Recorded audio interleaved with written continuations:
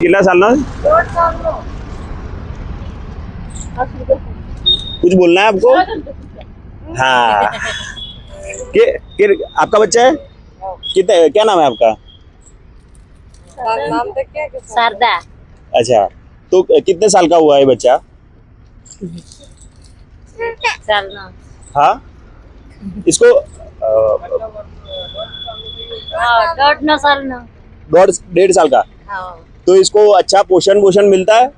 કોઈ ખવડાવવા કે એના માટે કોઈ આવે છે પોષણ માટે કે એના માટે?